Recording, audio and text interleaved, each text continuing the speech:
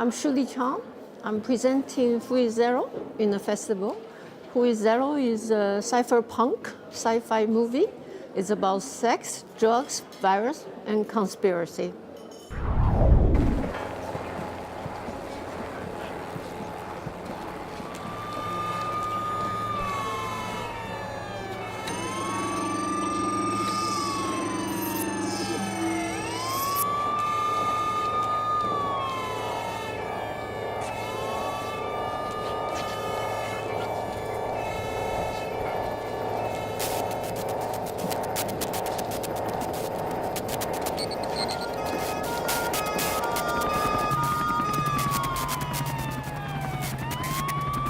Surrender yourself, zero, no contact, no food, nothing, to see, move, along now, move now.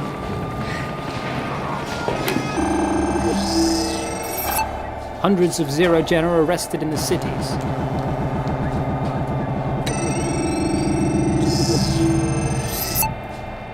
The government urges Zero Gen to come forward and admit themselves to the ICU, Intensive Care Unit for Sexual Reassignment. Welcome, Shu Lea Cheang, Yes. the director of Fluidø. Nice to have you here. Thank you. Your film has started many years ago, I read, Yes. as an art installation. Can you tell me something about the art installation, what you started first? Actually, it did start as a film scenario. And the time I finished my last film called IKU, I was showing my film at Copenhagen International Festival. And at that time, I went to meet with Lars von Trier and his studio, Zentropa. And at the time, in 2000, they have a division called Pussy Power, so they invite me to work out the scenario and to film there. So I made this fluid concept for them, and with a kind of 10-page scenario, but somehow the film never got made. The particular division got closed. So I kind of had this concept and scenario and didn't know where to go. I got switched to another producer, a Danish producer also didn't get made. So by that time I was like thinking, maybe it's not a bad concept that I should do something, even I cannot make it a film. So I started making kind of performance installation with it, which include I make a casting as a performance, because the film actually has so many characters, male, female, trans, and so I made this kind of casting call in the museum as a performance, and over the years I tried to do that several times, and I also encountered certain censorship. I got shut down 3 times. You got, Yes. Where? One time was actually in Berlin, at Vospernet. One time in Montreal, and another time in Norway, in Kristiansand, Norway. So I really got shut down 3 times for wanting to make the performance of this concept. I was thinking about, when your film is shot in Berlin and based in Berlin, you have mainly Berlin-based artists or actors that are acting. And I thought definitely, it reflects somehow that it's Berlin as a city. I thought what's in the film? It's set in 2016. Set 60. Yeah. So what kind of aspects of Berlin nowadays do we find back in the film and in the future? Yeah. In the story of Fluidø? When I decided to shoot in Berlin, basically with my producer, who I convinced that he should work with me and we should make this film together, Jürgen Bruning, who I also know for some time, but we never got to collaborate this way. So I said, well, that's, I know it's difficult. And he said, oh, you're too expensive. I can't work with you. And, I said, well, I'm willing to make it very low budget. So we decided to do it, and then of course it had to be shot in Berlin using a lot of producers' resources. And I think for Berlin, for me, it's more about try for me to imagine a kind of future scenario in Berlin, because before I always think about Denmark, snow, ice, and now in Berlin. one thing is, first thing I want to do is try to avoid graffiti, which is not very easy in Berlin.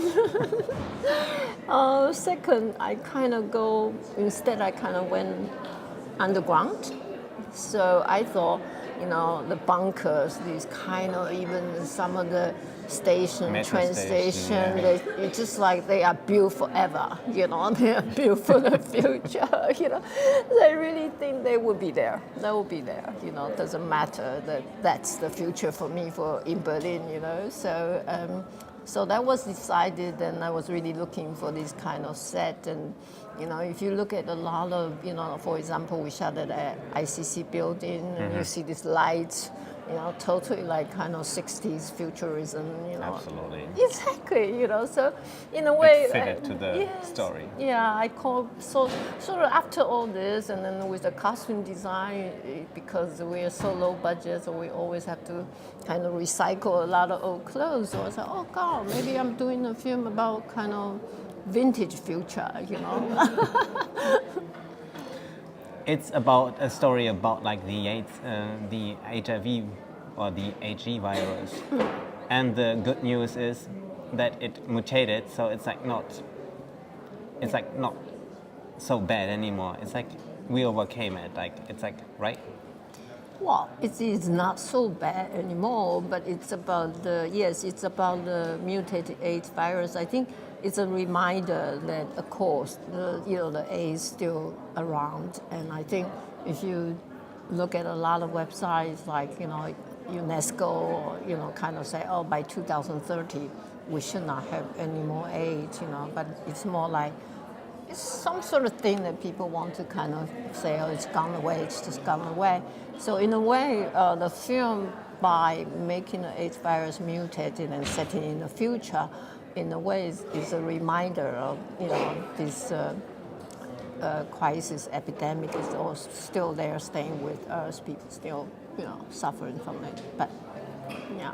Actually, you criticize the governments, like not only one, like many, of course, of all of them, like we just mentioned United Nations, because you have like found footage from the 80s, I guess, or like even like beginning of the 90s, when there have been like protest marches in, I guess, New York, right? Yeah. So people were on street and fighting for like lower drug prices, that these drugs get affordable for like people, like especially in America, there has been an issue. So, what was your idea to fit this footage into the film? In a certain way, yes, because I think the AIDS virus at the crisis, the epidemic at the time in the 80s, I was in New York at the time, I was also on the street. I think particularly at the time, we feel the government has kind of associated with pharmaceutical industry and is controlling the whole market of the drug, by not releasing the drug. I think there's been many stories like certain drugs didn't get released in America, people had to go to Mexico to buy these drugs, or, for whatever safety reason or different way, but then it means people cannot access to the drugs, So that's for me, it's a bit of the conspiracy there. And so the film kind of want to recall this history. So in the film, when AIDS virus got mutated, it became also a drug that can get you high and sensation. The white powder? Exactly. It replaced the white powder. The white fluid replaced the white powder. So imagine, again, a drug, so then you have the drug that is being chased by the drug law, by the government would like to not to recognize this drug, because then it means that the AIDS crisis didn't go away. The pharmaceutical want to get hold of this drug because they think they can make something out of it too. So there's a kind of, three-party trying to play with these drugs. It's interesting. I mean, in this footage from the 80s or 90s from New York, there's like, you quote like some American opinions, and some said like 50% of Americans want like HIV positive people to get tattooed. Yes. And you just like pick it up and bring it into your movie, like what's like in 2060 again, right? I mean, but now they are tattooed for a different reason. It is actually, these are from the real statics that the people want to have AIDS, quarantined, tattooed, yes. Marginalized and like rejected. Yes. So in the movie, I use a lot of tattoo to call to catch these zero gem people to get tattoo, to kind of get a, I call it sexual reassignment. So that's, yeah. You have, I mean, I can imagine like there's a lot of explicit material in the film. What's like really interesting, because like it's not only like male or like female genitals, so you get really like mix it very well. So I had the idea that I just like not only see like vaginas but also dicks. Yeah. What was like important for you to show the like explicit material? Yes. I'm glad you are able to talk about this. We are able to talk about this. For me, yes, I want to stare at the body parts. I call body parts or private parts. I really want to expose it. I think the film is filled with a very expressive body parts. And then because when we are talking about dealing with body fluid, and wow, there's male ejaculation, female ejaculation. A lot going on. There's pixing, So, but then each fluid output is kind of being put into different use. But I think it's all somehow meaningful in the film. It's not just trying to say, oh, these are like, I want to show that. But I think, like for a long time, people don't understand the female ejaculation, for example. Oh, There was no discussion about no. Yeah, it didn't exist. Exactly. And I think maybe for this film, I think the female ejaculation still will be quite a taboo for many people, more than male ejaculation, I guess. We'll have to see when the film gets premiere. But for me, again, like how, I think maybe coming from my own sort of more like upbringing, like able to deal with this and able to look at these fluid ejaculation, that it is a liberation for me. Yeah. So, and then another thing with the AIDS crisis is more about like we cannot, we cannot do any fluid exchange, right? Body fluid is taboo in a way. So at the end of the film, when we say announce, like liberate the fluid, so in a certain way that and then how the pissing become a coding, become hacking, all this is about, it's really a lot about the liberation, and for myself particularly, I think the outpour of the fluid represent to me a certain form of liberation. And in a way, it becomes a kind of fetish as well, right? I mean, it's getting a drug, so what you just can put on your skin, and that's quite interesting. Yeah, I see. Yeah. I mean, imagine like that it must have been very hard on set, like for you as a director, but also for the actors. I mean, to expose themselves. When I decided, with Jorgen, we said we'll make the film here, of course, I start exploring the performance in the city. And it's quite amazing because, basically the city has cultivated such an environment for a lot of queer performance. There's actually many, many venues to showcase their work. And so I kind of quite got involved with many performances. Of course, for the casting, we did a lot of different casting. We even do a kind of public casting. We did that kind of casting as a performance, like 2014. We did a casting association with the Transmediale Festival in. Oh. Yes, we did that, and it became like a public. We just like interview the actors, interview the performers coming for the audition, and then the public was around looking at the process of audition. So you got right away the idea if somebody is a fit for a character or not? Or? Yeah, I think The problem with a lot of these performers and queer performers, and also the porn performance, the performance acting in porn, is because I think they all quite used to the certain kind of role that they play, or as far as the porn is like, okay, I just have to get to the sex, So, in a way, for my movie, it's more about like exploring these actors, performance actresses, but trying to sort of against stereotype of their usual behavior.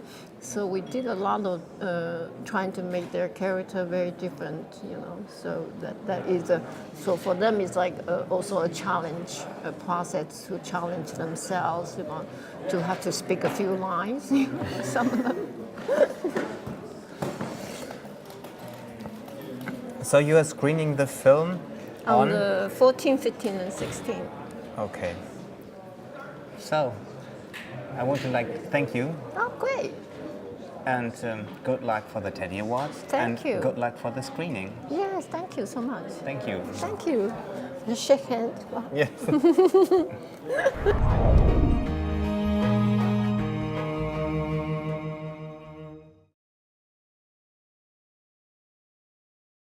To come forward and admit themselves to the ICU, Intensive Care Unit for Sexual Reassignment. Welcome, Shu Lea Cheang, Yes. the director of Fluidø. Nice to have you here. Thank you. Your film has started many years ago, I read, Yes. as an art installation. Can you tell me something about the art installation, what you started first? Actually, it did start as a film scenario. And the time I finished my last film called IKU, I was showing my film at Copenhagen International Festival. And at that time, I went to meet with Lars von Trier and his studio, Zentropa. And at the time in 2000, they have a division called Pussy Power, so they invite me to work out the scenario and to film there. So I made this fluid concept for them, and with a kind of 10-page scenario. But somehow the film never got made. The particular division got closed. So I kind of had this concept and scenario and didn't know where to go. I got switched to an.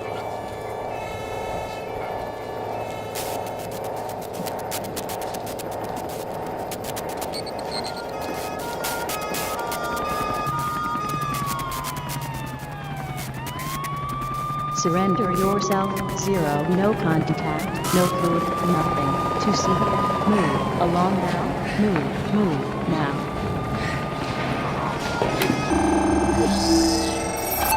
Hundreds of Zero Gen are arrested in the cities.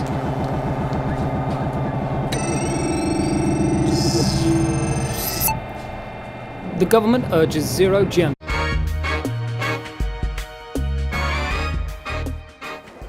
I'm Shu Lea Cheang. I'm presenting Fluid Zero in the festival. Fluid Zero is a cypherpunk sci-fi movie. It's about sex, drugs, virus, and conspiracy.